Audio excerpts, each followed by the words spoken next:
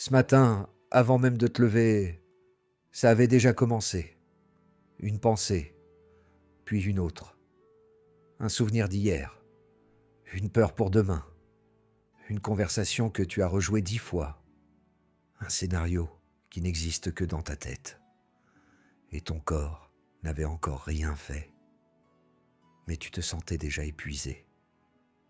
Voici la vérité que personne ne dit clairement. Tu n'es pas fatigué par ta vie. Tu es fatigué par le bruit que tu ajoutes à ta vie. Et ce bruit, tu le confonds avec toi. Dans les prochaines minutes, tu vas comprendre pourquoi ton cerveau fabrique une prison mentale chaque seconde de ta vie éveillée. Et comment un sage chinois du IVe siècle avant notre ère a trouvé la seule sortie qui fonctionne vraiment. Ce n'est pas de la méditation, ce n'est pas de la pleine conscience, ce n'est pas du développement personnel, c'est quelque chose de beaucoup plus radical et de beaucoup plus ancien. Il y a une nuit que l'histoire n'a jamais oubliée. Chine, IVe siècle avant Jésus-Christ. Un homme se réveille en sursaut dans l'obscurité. Il était en train de rêver. Dans ce rêve, il était un papillon. Pas un homme qui rêvait d'être un papillon. Un papillon, il volait. Il sentait le vent sous ses ailes. Il n'avait aucun souvenir d'avoir jamais été un homme. Il était complètement, totalement un papillon. Et puis il s'est réveillé. Et maintenant, assis dans le noir, il regarde ses mains d'homme, et il pose une question si simple qu'elle semble absurde, une question si profonde qu'elle a traversé 2400 ans pour arriver jusqu'à toi ce soir. La voici. Suis-je un homme qui vient de rêver qu'il était un papillon, ou suis-je un papillon en train de rêver qu'il est un homme? Cet homme s'appelait Zhuangzi, et cette question n'était pas une curiosité philosophique. C'était une bombe posée au centre de tout ce que tu crois être. Parce que Zhuangzi venait de découvrir quelque chose que ton cerveau fait chaque seconde de ta vie éveillée, sans que tu t'en rendes compte. Il fabrique une réalité, et il te convainc que c'est la seule. Zhuangzi n'était pas un mystique retiré du monde. C'était un homme du monde. Quelqu'un qui avait refusé le poste de Premier ministre du royaume de Shu, un des postes les plus puissants de son époque.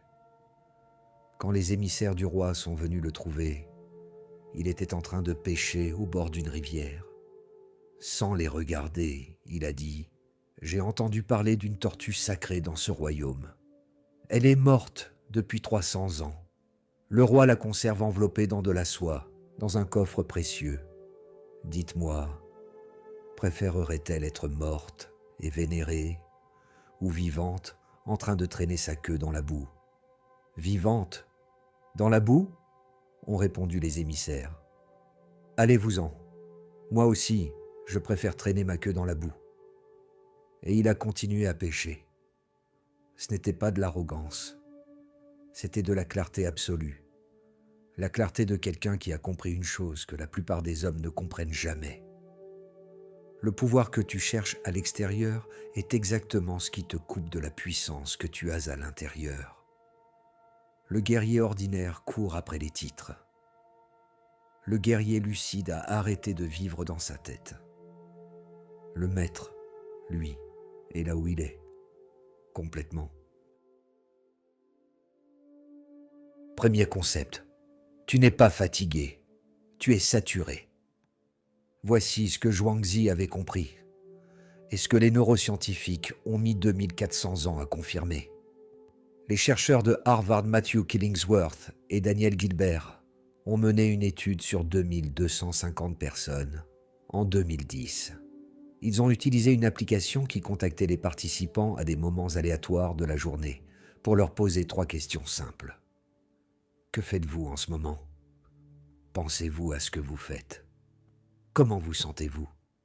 Le résultat a été brutal. Les participants passaient 46,9% de leurs heures éveillées à penser à autre chose qu'à ce qu'ils étaient en train de faire. Presque la moitié de leur vie éveillée, absents de leur propre existence. Mais voici ce qui est encore plus brutal. Peu importe ce qu'ils faisaient, même des activités agréables, quand leur esprit vagabondait, ils étaient rien des moins heureux. Systématiquement, Killingsworth et Gilbert ont conclu avec une phrase qui devrait te glacer. Un esprit qui vagabonde est un esprit malheureux. Pas parfois, pas dans certaines situations. Toujours, ouvre les yeux le matin, et avant même de bouger, ça commence. Une inquiétude, un rappel, un dialogue imaginaire avec quelqu'un qui ne sait pas que tu lui parles. Et ton corps n'a encore rien fait, mais tu te sens déjà chargé. Ce n'est pas de la faiblesse, c'est de la mécanique. Les neuroscientifiques appellent ça le réseau du mode par défaut, le Default Mode Network, la partie du cerveau qui s'active quand tu ne fais rien. Et qu'est-ce qu'elle fait? Elle rumine, elle planifie, elle rejoue, elle juge, elle simule des scénarios catastrophes, elle imagine des conversations qui n'ont pas eu lieu. Ce réseau consomme 20 fois plus d'énergie que n'importe quelle autre activité cérébrale. 20 fois. Tu arrives le soir, épuisé.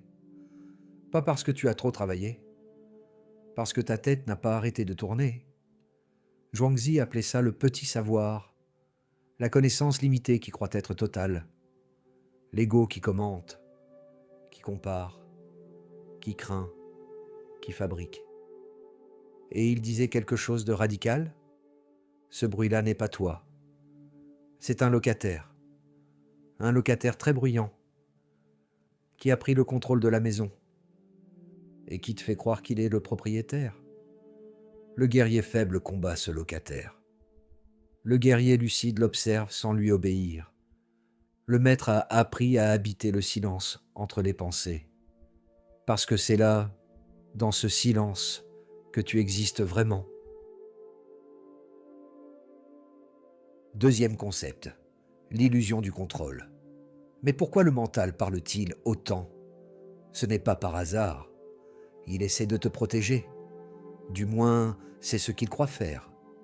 Quand tu repasses une conversation 10 fois, quand tu imagines tous les scénarios possibles, quand tu anticipes le pire avant même qu'il arrive, il y a une intention cachée derrière tout ça. Éviter la douleur, éviter la surprise, éviter l'échec. Le mental murmure « Si je réfléchis assez, je serai prêt. Si j'analyse tout, rien ne pourra me blesser. Si je contrôle les détails, je contrôlerai le résultat. Mais regarde avec lucidité. Est-ce que cela t'a rendu invincible ou simplement plus anxieux? Le contrôle mental est une promesse séduisante. Il donne l'illusion de faire quelque chose, de ne pas être passif.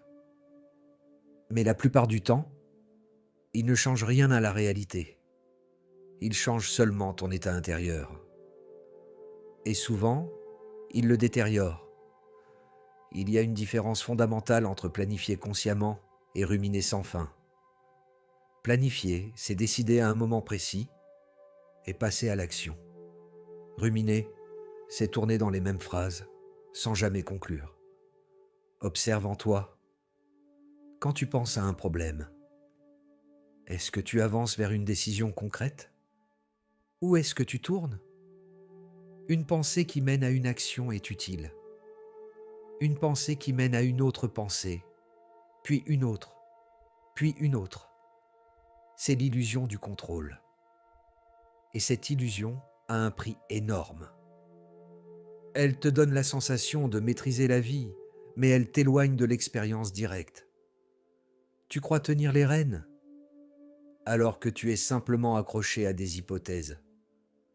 Zhuangzi écrivait « Ceux qui savent ne parlent pas, ceux qui parlent ne savent pas.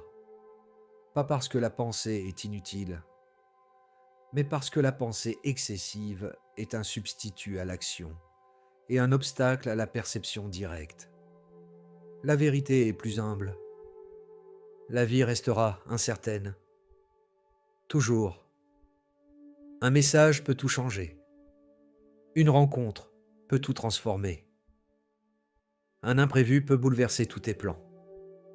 Aucune quantité de réflexion ne peut éliminer cela.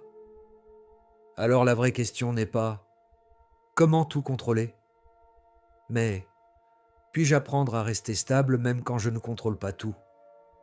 Le guerrier faible cherche la sécurité dans la pensée. Le guerrier lucide entraîne sa présence. Le maître ne prédit pas chaque risque. Il renforce sa capacité à répondre. Troisième concept. Tu n'es pas tes pensées. Voici la confusion la plus universelle qui existe. On croit que penser, c'est être. Une pensée apparaît, et immédiatement on dit « c'est moi, je suis anxieux, je suis incapable, je suis comme ça ». Mais regarde de plus près. Une pensée surgit, elle reste quelques secondes, puis elle disparaît. Et toi, tu es encore là? Si tu peux observer une pensée, comment pourrait-elle être toi? Ce qui observe est différent de ce qui apparaît. Zhuangzi utilisait une image d'une précision terrifiante. Il disait « Les pensées traversent l'esprit comme les nuages traversent le ciel. Le ciel ne devient pas les nuages. Il ne souffre pas quand ils passent. Il ne s'accroche pas quand ils partent. Il est simplement là. Toujours. Inchangé. Les pensées sont les nuages. Le problème, ce n'est pas que les pensées existent maintenant. C'est que tu les crois immédiatement. Tu leur donnes une autorité qu'elles n'ont pas. Une pensée dit « tu n'es pas à la hauteur ». Et au lieu de la voir comme un simple mouvement mental, tu la transformes en vérité. Mais une pensée n'est qu'un événement. Elle n'est pas une preuve. Elle n'est pas une loi. Elle n'est pas un verdict. Elle est une activité. Rien de plus. En psychologie cognitive moderne, on appelle ça la fusion cognitive. Le moment où tu te confonds avec tes pensées. Où la carte devient le territoire. Où l'histoire que tu te racontes devient la réalité. Et la sortie, ce n'est pas de supprimer les pensées. On a vu dans la vidéo précédente que ça ne fait que les amplifier. La sortie, c'est la désidentification. Un geste très simple. Au lieu de dire « je suis stressé », dis « il y a du stress en ce moment ». Au lieu de « je suis incapable », dis « une pensée dit que je suis incapable ». Ce petit déplacement change tout. Tu ne nies pas l'expérience. Tu ne la combats pas. Tu la replaces à sa juste place. Un phénomène passager. Pas une identité permanente. Et quand tu découvres ça, un espace s'ouvre. Un espace entre l'impulsion et la réaction. Entre la phrase intérieure et l'action extérieure. C'est là que naît la liberté réelle. Pas parce que les pensées cessent, mais parce que tu n'es plus obligé de les suivre. Le guerrier faible est esclave de ses pensées. Le guerrier lucide les observe sans s'y perdre. Le maître utilise ses pensées comme des outils et les pose quand il n'en a plus besoin. Quatrième concept. Le corps comme porte. Comprendre que tu n'es pas tes pensées est une chose. Le vivre en est une autre. Et c'est ici que le corps devient l'arme la plus puissante que tu possèdes. Le mental peut voyager partout. Hier, demain, ailleurs, dans des mondes qui n'existent pas. Le corps, lui, ne quitte jamais le présent. Il respire ici. Il ressent ici.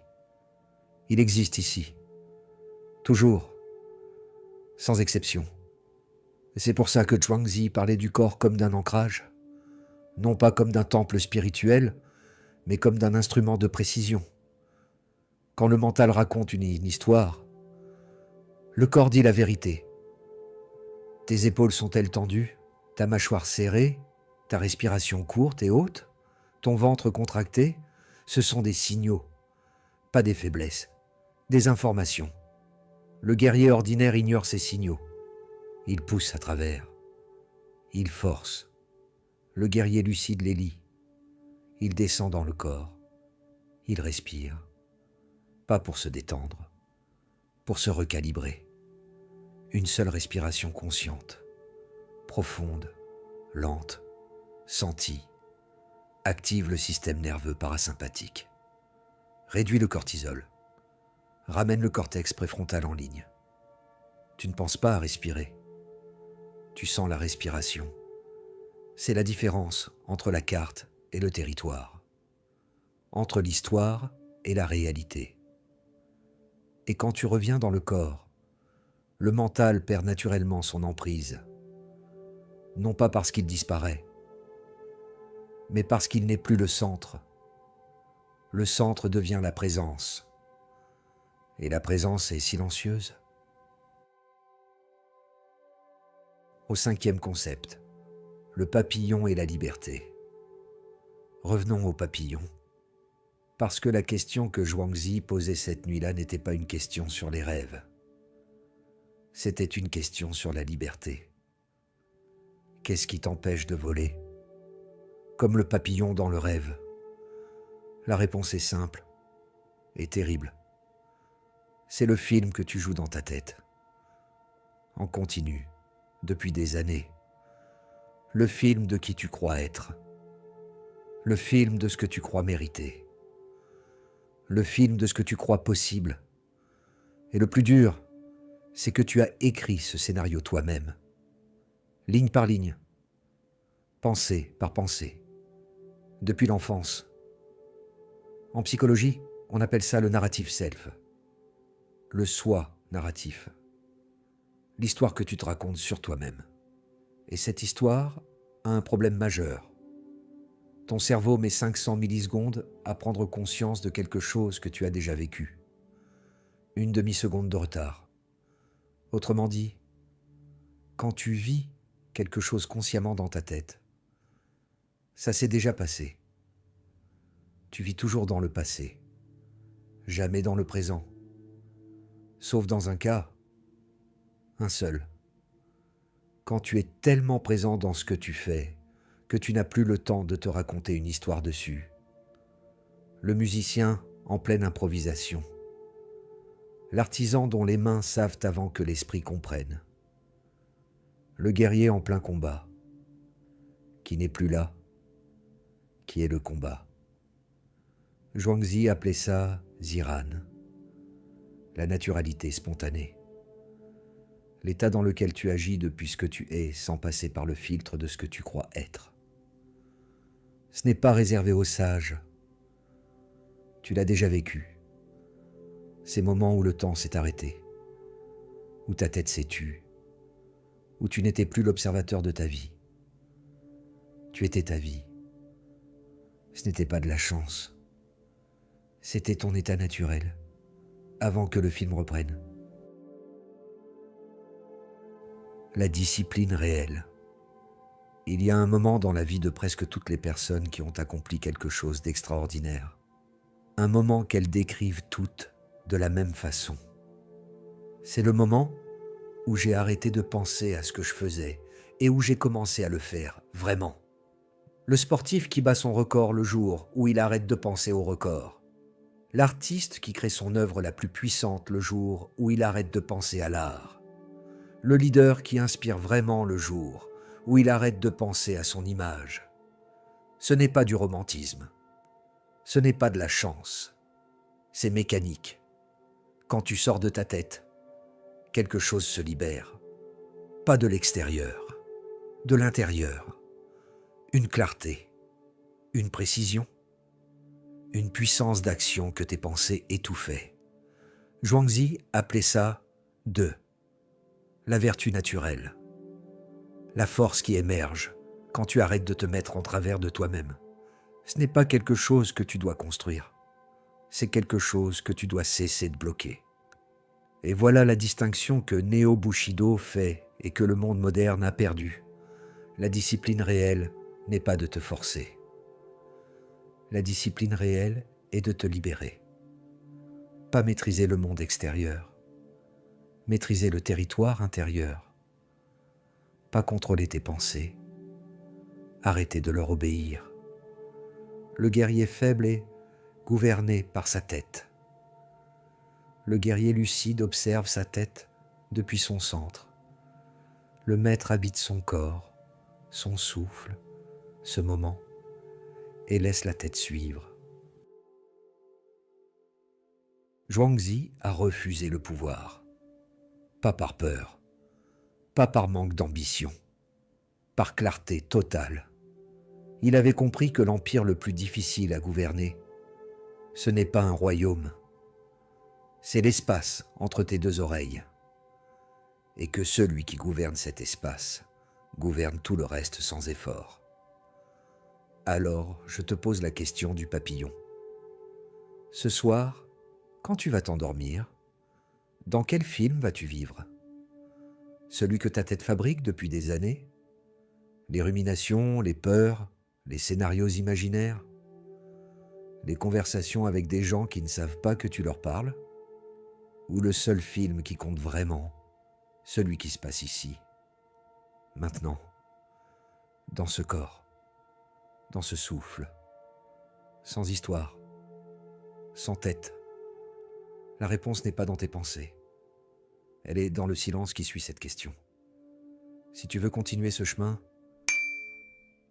sur cette chaîne, chaque semaine, une vérité ancienne, traduite en discipline concrète, pour celui qui veut vraiment sortir de sa tête et commencer à vivre. Dans la prochaine vidéo, on va encore plus loin. Tu sais déjà si tu veux y être.